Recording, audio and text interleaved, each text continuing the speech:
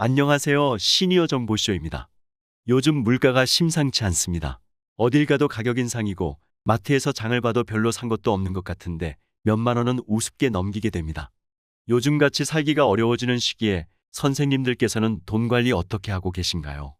아마 대부분의 시니어분들이 돈이 많든 적든 다들 은행에 여윳돈을 보관하고 계실 텐데요. 그 이유는 돈은 개인이 보관하는 것보다 은행에 맡기는 것이 더 안전하기 때문입니다. 또한 은행에 돈을 맡기고 거래를 하면 크던 작던 이자도 주고 개인 신용평가에도 도움이 되죠. 이렇게 은행은 대부분의 사람들이 이용하는 금융기관인데요. 그런데 여기서 많은 분들이 잘 모르는 사실이 있습니다.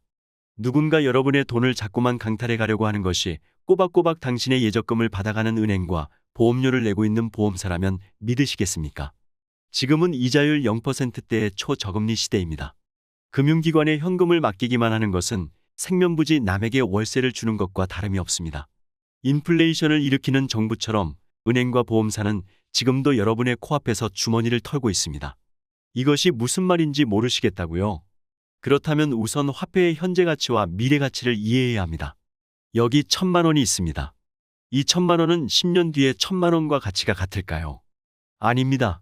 2022년에 1,000만 원이 2033년에 1,000만 원보다 가치가 더 높습니다. 10년간 발생한 인플레이션율만큼 그렇습니다. 그 기간 시중에 풀린 유동성으로 인해 물가는 상승할 것이므로 10년 후에 1,000만 원은 물가 상승분만큼 가치가 떨어지게 됩니다. 따라서 2022년에 1,000만 원이 2033년에 1,000만 원보다 가치가 더 높다는 말입니다. 이것이 의미하는 바는 분명합니다. 은행과 보험사에 꾸준히 돈을 맡기면 인플레이션으로 인한 화폐 가치 하락에 무방비 상태가 되는 것이죠. 그 이유는 나중에 되찾는 돈들은 지금보다 가치가 훨씬 낮아질 것이기 때문입니다. 반면에 은행과 보험사는 그때그때 받은 돈들로 수익을 창출하게 되는 것이죠. 가뜩이나 지금은 코로나 바이러스가 전 세계를 휩쓸고 있습니다. 세계적으로 사상 최대의 유동성이 풀리고 있는 현실이라는 것을 생각해 본다면 돈의 미래 가치는 우리의 생각보다 더욱 빨리 낮아지는 중인지 모릅니다. 다시 말해 돈의 가치란 지금이 가장 높다는 겁니다. 돈의 가치가 지금이 가장 높다는 것은 지금이야말로 꾸준한 현금 흐름 창출과 자산 가치 상승을 위한 길을 도모해야 함을 시사합니다. 다만 어느 한 방향만 추구해서는 안 되겠지요. 경기 변동에 대한 타격 없이 끝없는 현금 흐름을 만들어내는 전략과 인플레이션 해지 수단으로서 양질의 부동산과 주식을 균형감 있게 보유하는 전략이 골고루 필요합니다. 그리고 이를 위해 시니어들에게 필수인 것이 바로 금융지식입니다. 금융지식을 제대로 갖추어야만 자신의 돈을 지키고 돈이 스스로 일하게 할 수 있기 때문입니다.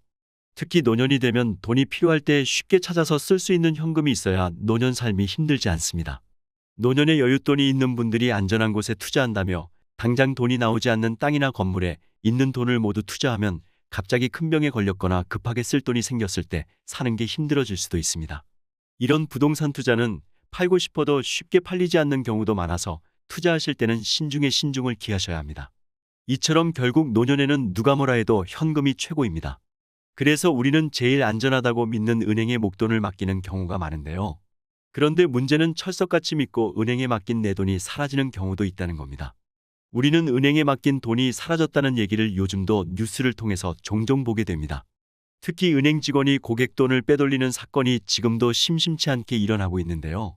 금융감독원에 따르면 은행 직원이 고객 돈을 빼돌려 주식이나 가상화폐 같은 곳에 투자하는 금융사고 피해액은 최근 5년간 5,800억 원이 넘는다고 합니다.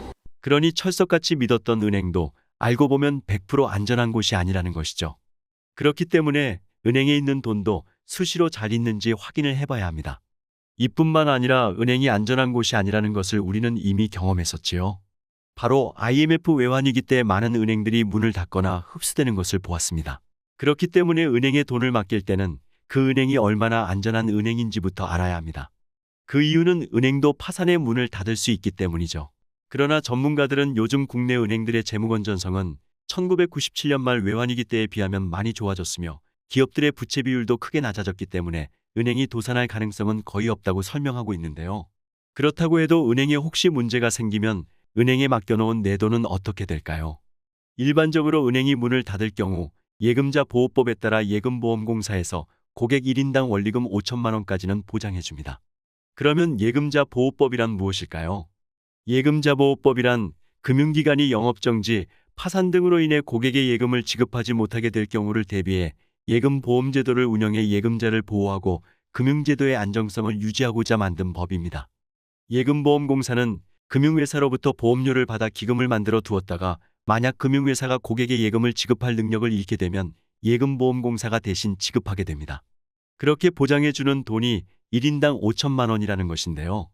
그렇다면 내가 6천만 원이나 1억 원 이상을 맡겼다면 어떻게 될까요? 그것은 예금자 보호법에 따라 5천만 원 원리금만 돌려받을 수 있고 나머지 돈은 돌려받을 수 없게 됩니다. 여기서 원리금이란 원금의 이자를 합한 금액인데요.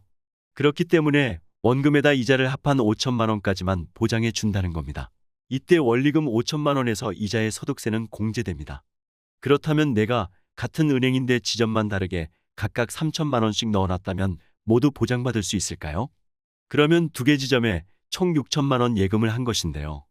이것은 두 개 지점이 다르니 예금자 보호법에 따라 다 보장이 되는 거라고 생각하실 수 있습니다만 6천만 원 전액을 보호받을 수 없습니다. 왜냐하면 같은 은행이고 지점만 다르게 예치해 놓은 경우도 지점별이 아닌 동일한 금융회사 내에서는 예금자 한 사람이 보호받을 수 있는 최대 금액이 5천만 원이기 때문에 5천만 원만 보호받을 수 있고 나머지 돈은 받을 수 없습니다. 그렇기 때문에 언제 어떻게 될지 몰라서 불안하다 하시는 분들은 하나의 은행에 가지고 있는 돈을 다 몰아서 넣어 놓기보다는 금액을 작게 나눠서 여러 은행에 넣어 놓는 것이 안전합니다.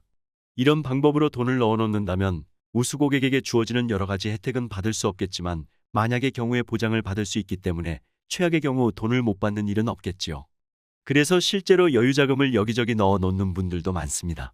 한 시니어분은 퇴직금 몇 억을 저축은행 10곳에 4천만 원씩 나눠서 정기예금으로 넣어 놓는 방식으로 안전하게 내 돈을 보호하면서 쏠쏠한 이자도 받고 있다고 하는데요. 저축은행도 예금자 보호법이 적용되기 때문에 5천만 원 미만으로 안전하게 넣어 놓은 것입니다. 그러면 모든 금융원이 예금자 보호법에 해당될까요? 그렇지는 않습니다. 우리나라 은행은 통상 세 가지 종류로 나뉘는데요. 바로 일반은행과 지방은행, 특수은행입니다. 이 은행은 모두 예금자 보호법 적용 대상입니다. 그렇다면 여기서 예금자 보호법이 해당되지 않는 금융권은 어디일까요? 그것은 신용협동기구인 단위농협, 축협, 수협, 신용협동조합, 새마을금고입니다. 그러면 이런 금융권은 아예 예금을 보호받지 못하는 걸까요? 그렇지는 않습니다. 관련 법률에 따라 예금보험공사가 아닌 자체 기금에 의해 1인 5천만 원까지 보호해 준다고 하니 이 점은 참고하시기 바랍니다. 여기서 우체국 같은 경우는 정부가 지급 책임을 지고 있기 때문에 예금 전액이 보장됩니다. 또 한 가지 아셔야 될 것은 은행의 모든 금융권 상품이 예금자 보호법에 의해 다 보호받을 수는 없다는 것입니다. 중요한 것은 예금자 보호 상품이 따로 있고 예금자 보호 상품에 한해서만 1인당 5천만 원까지 보호해 줍니다. 기본적으로 만기일에 원금 지급이 보장되는 금융상품이 보호받을 수 있다고 하는데요. 금융투자 상품이나 수익증권, 저축은행이 발행한 채권, 확정급여형 퇴직연금제도의 적립금, 이런 금융투자 상품은 보호받지 못합니다. 그렇기 때문에 여윳돈을 은행에 넣어 놓을 때는 예금자 보호 여부를 한번 알아보고 넣어두시는 것이 안전합니다. 또한 가지고 있는 돈의 액수가 크다면 안전하게 여러 은행에 나누어 놓는 것도 좋겠지요. 오늘은 시니어들이 금융정보를 알아야 하는 이유와 예금자 보호법에 대해 알려드렸는데요. 앞서 말씀드렸듯이 내 돈은 내가 지켜야 합니다. 웬만하면 요즘 같은 저금리 시대에는 은행에 많은 돈을 넣어두는 것을 권하지 않지만 그럼에도 불구하고 은행에 목돈을 입금해 두셔야 한다면 예금자 보호가 되는 은행인지 보호받을 수 있는 금융상품인지 한번 확인해 보시면 좋겠습니다. 오늘 내용 도움이 되셨나요? 도움이 되셨다면 지인분들께 영상 공유 부탁드리고요. 저는 다음 시간에 시니어분들께 더욱더 유익한 내용으로 찾아오겠습니다. 끝까지 시청해 주셔서 감사합니다.